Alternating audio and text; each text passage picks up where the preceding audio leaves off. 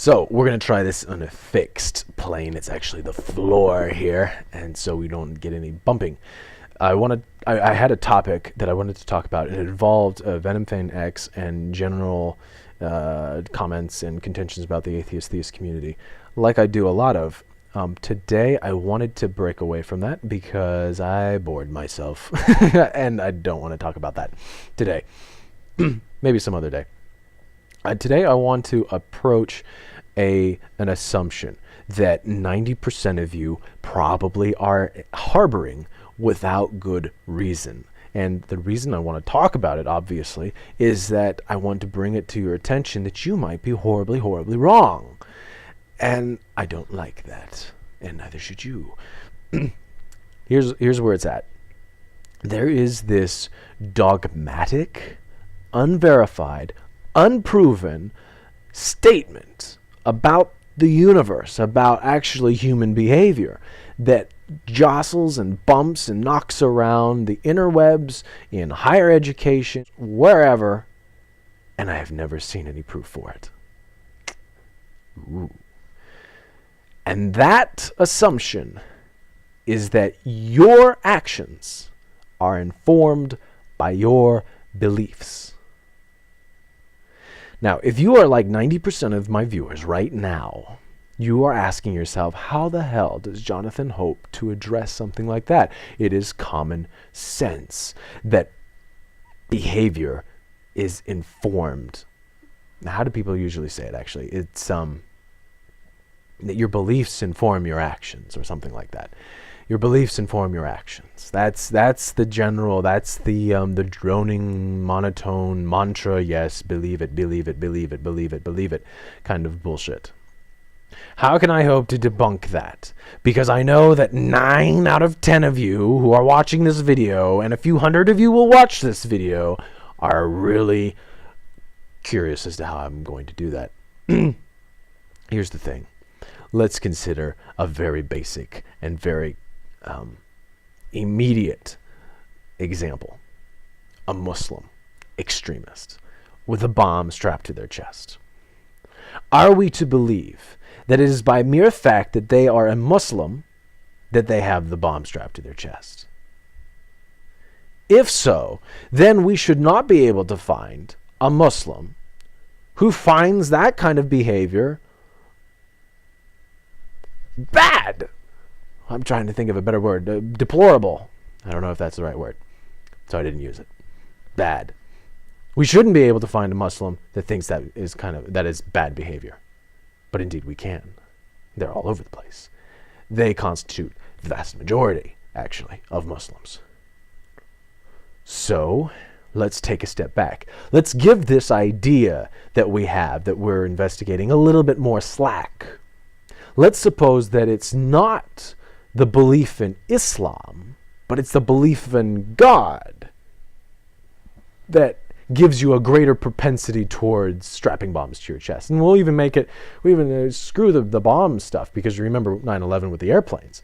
So we'll say that people who believe in God have a higher propensity for violence. Now that sounds almost academic, doesn't it? Okay. So, what are we then to say when we find a theist, maybe not even a religious theist, but just a person who believes in God deeply and is not, for some reason, violent, or seems to have a greater propensity for violence? Well, then, more slack still, we could say, okay, believing in God makes it more likely. We could use kind of a Bayesian probability bullshit and say, believing God makes it more likely that you're going to be violent. Whew. Well, even then, I don't know. Consider Pearl Harbor and the kamikaze pilots from Japan. Those individuals actually look a lot like, and it would seem on first glance that the psychology is very similar to the bombers or the attackers on 9/11, who hijacked the planes, flew the planes into a building for what? For what purpose? On 9/11, it was for Allah, for God, right? I guess. But that wasn't the case in Pearl Harbor. If you've ever lived in Japan, you'll know that religion is just kind of passé over there. It's maintained for a kind of customonial or customary purpose, and that's it. They weren't flying planes into our battleships for God and country. They were flying it only in for country. It was a sense of nationalism.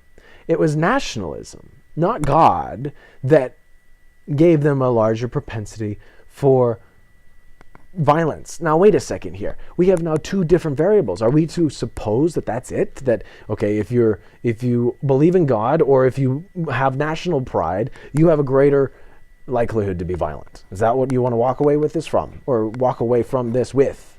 I love prepositions. If you don't, if you're not comfortable with that, let me suppose to the rest of you who say, yeah, that sounds good. If you are a nationalist, or if you are a religious person, you're more likely to be violent. Well, consider the person who is collecting baseball cards, and the next door neighbor has a baseball card that they really want, and the next door neighbor won't give it up, even though the card dealer, the card collector, is willing to give a very fair trade, maybe even a more than fair trade for that particular baseball card. And the neighbor says, no, I don't want to give it away. And so the baseball card collector takes a sledgehammer, goes over to the next door and beats the hell out of him until he dies and takes the baseball card. If that happens, now we have to say that, okay, fine, it's God. If you believe in God, you have a higher likelihood. If you believe in nationalism, you have a higher likelihood for violence. Or if you like baseball cards, you have a higher likelihood for violence. If it's getting cumbersome at that point, then consider this, that it is not God, nationalism, or baseball cards that increases your propensity for violence, but it is your fanaticism. And fanaticism is not a belief. It is a gradation. It is an intensity, a measurement of intensity in that belief. If you suppose that it is mere fanaticism that increases your propensity towards violence, this challenges the common held assumption that your beliefs inform your actions. You see, your actions, if you want to be perfectly mechanical about this and naturalistic and deterministic, it's not your beliefs that have magical powers over your actions, but it's actually your past conditioning history that has power over your beliefs and your actions. See, the fact that you have the belief in Islam and the belief in being horribly violent are two branches from the same conditioning history. But really what we have here is a problem of correlation and causation. Just because you're Muslim, it does not cause you to be more violent. Just because you're Christian, just because you collect baseball cards, it does not encourage you by itself to be more violent. To top this off, just because I like to do this, otherwise you people will just piss and moan, so there is psychological studies on terror. And what they have found, and I know I'm waving this at you, but I like having stuff in my hands like this. It makes it so much easier to talk on terror, right? And there's actually a series of YouTube videos, and if I can find them again, I'll put a link to, because they are interesting.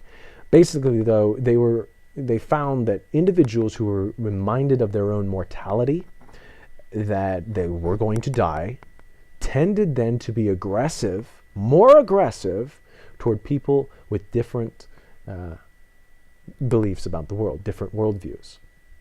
They didn't just do this with Christians. A lot of the studies were on Christians. They would have a control group of Christians and then an experimental group of Christians. The experimental group would be reminded of their own mortality and then be given some kind of task that would test a number of different things. In one study, it was how much hot sauce they were going to make another student eat. And what's very cool about it is that it's just so innocent, so tiny. It's just hot sauce. But the amount difference was so much that it tended to prove that people became more aggressive towards people because the Christian knew that it was going to be a non-Christian tasting the hot sauce. that they have a higher propensity to be aggressive towards people who do not share their worldview. And just the reverse, that they are more likely to be more hospitable and charitable to people who do share their worldview. And it's not just about Christianity. There was another study along the same lines where they asked a bunch of different court judges, right? Judges, people that I get to see from time to time, and that I get to see tomorrow because I go back to Cheyenne for this friggin' trial. But anyway, they gave a hypothetical situation of a prostitute, and the only thing they asked for the judge is to recommend an amount for their bail bond, for their bail. You know, he's been arrested, there it is, bang, bang, bang. How much would you, judge, suggest that we put up for her bail, the prostitute? Well, judges who were just asked this would give very little amount, very tiny, piddly amounts of money, no big deal. But for the judges that were reminded about their mortality, they invoked their notion of a worldview, which is that there are laws and you should follow those laws, and if you don't follow those laws, you should be punished, right? They're a judge, for God's sake. They were throwing out incredibly different numbers. And the specifics, again, you're going to have to do your own research because I forget, and I am not paid to do that for you. I'm just paid, I'm not paid anything at all, but I do have enjoyment in pointing the fingers in the right directions. So it shows us that it is not your beliefs. It's actually two things. One, it's how fanatical you are, and how fanatical you are might be determined in large part by your proximity to the notion of your mortality. So if you are fearing for your life, chances are you're going to be violent. Well, at that point, it's like a duh kind of a thing. Now, it's more complicated than that. There might be other little subtle nuances, but the end result is still the same, that it is incorrect to assume that beliefs influence our actions. They don't. Our fanaticism and our beliefs influence our actions, and our fanaticism is invoked, at least in part, by our proximity to the notion of our own mortality.